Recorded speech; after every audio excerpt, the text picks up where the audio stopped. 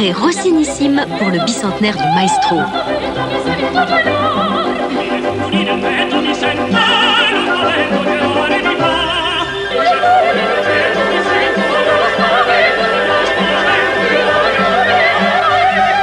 La Pivoleuse, soirée Rossini, vendredi, 22h05.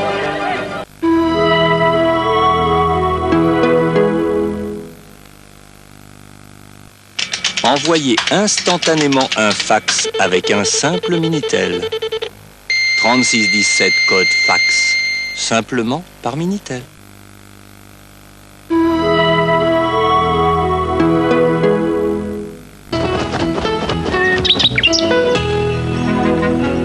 Amarcord. À la recherche du temps perdu, Fellini crée un chef-d'œuvre.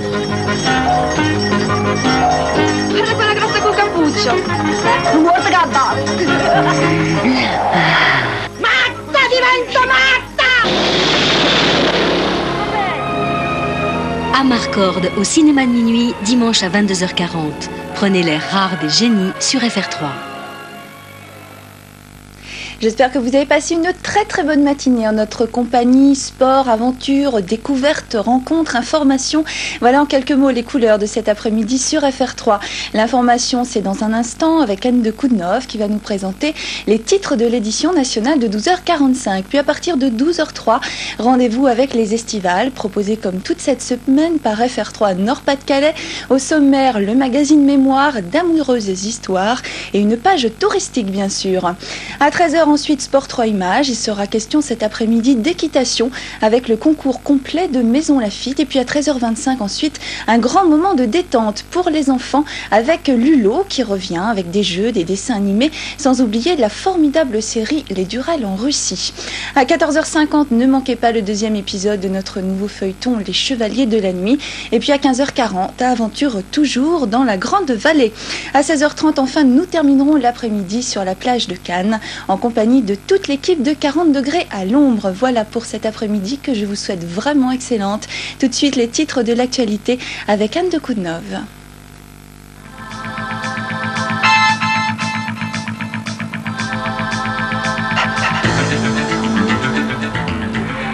Bonjour, toujours des combats à Sarajevo et pas de miracle, mais quelques progrès à la conférence de Londres sur la Yougoslavie. Les Serbes de Bosnie se sont engagés à ouvrir les camps de détention, à restituer une partie du territoire qu'ils ont conquis et à regrouper leurs armes lourdes. Les sanctions contre la Serbie vont être renforcées et les négociations se poursuivre à Genève. Maastricht, Jacques Chirac ne pourra pas répondre à l'invitation de Valéry Giscard d'Estaing pour un meeting commun le 14 septembre à Paris. Il ira défendre le oui en province. Jacques Delors part en tournée. Il est ce matin à Quimper chez les Rocardiens. Et cet après-midi, il tentera de convaincre les Verts d'Antoine Wechter. À 12h45, le point de vue des patrons ou d'un patron, Jean-René Fourtou, le PDG de Rhône-Poulenc, qui sera notre invité sur ce plateau. État de siège à l'imprimerie des publications Ayache à Bernay dans l'Eure. Le syndicat du livre CGT s'oppose à l'éditeur qui a changé d'imprimeur, préférant les ateliers normands de Bernard Maule à l'imprimerie parisienne Offset. La cour est pleine de gendarmes qui attendent les manifestants CGT. Le TGV Méditerranée pourra passer à proximité de la centrale nucléaire du Tricastin. Une expertise appuie le choix du gouvernement sur le trajet de ce futur TGV, un trajet qui n'est toujours pas définitif, mais qui depuis son origine est soumis à de très vives polémiques. À 12h45, les images d'une catastrophe aérienne en Russie. Un Tupolev 134 s'est écrasé à l'atterrissage à Ivanovo.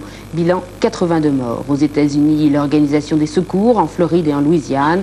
George Bush envoie l'armée 5000 hommes pour nettoyer les ravages causés par l'ouragan Andrew.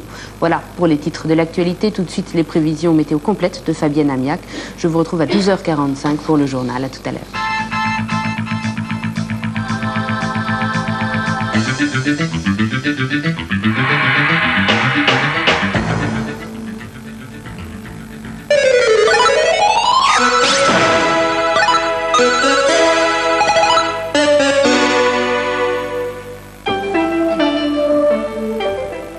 Bonjour, je vous souhaite une excellente journée en ce vendredi 28 août.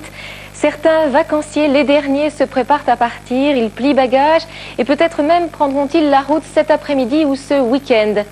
Eh bien, le temps que vous rencontrerez n'est pas très agréable et pas idéal pour les automobilistes. Alors, prudence, car les orages sont attendus.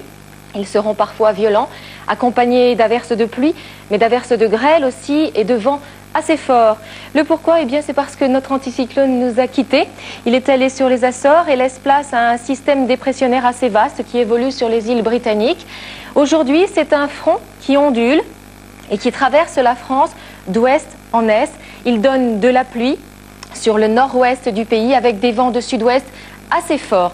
Ce front, s'il donne de la grisaille au nord, eh bien, il va provoquer un conflit de masse d'air important puisqu'il amène de l'air froid qui va rentrer en conflit avec de l'air chaud qui nous vient d'Espagne. Et ceci va donner aujourd'hui des orages très localement sur le relief, mais des orages assez forts, déjà accompagnés d'averses de grêle sur les versants sud des Pyrénées, du Massif central, des Cévennes, des Alpes, des Vosges et du Jura. Et puis les entrées maritimes vont donner encore plus d'humidité, ce qui va renforcer les orages pour samedi. Et dimanche, eh bien, le coefficient de marée sera assez fort sur la Bretagne, avec de l'air froid, des vents forts. Donc faites attention car les vagues risquent d'être très hautes. On regarde la couleur du ciel pour cet après-midi. La perturbation passe sur le nord-ouest, elle donne un ciel gris avec des pluies sporadiques et des rafales de vent de sud-ouest, fortes 70 km/h sur les côtes, 50 km/h à l'intérieur des terres. Les éclaircies reviennent en cours de journée sur la Bretagne, mais le vent persiste.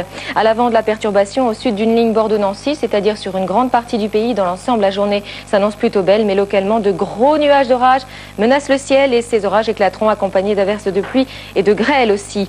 En provenance de la Méditerranée, des vents assez forts de secteurs sud et sud-ouest, à 60 km/h rafale, renforce encore l'humidité et les orages seront aussi forts sur ces régions, tandis que la Corse sera épargnée et bien ensoleillée. Les températures, elles sont encore très chaudes, sauf sur le nord-ouest du pays, comprises aujourd'hui entre 18 et 33 degrés.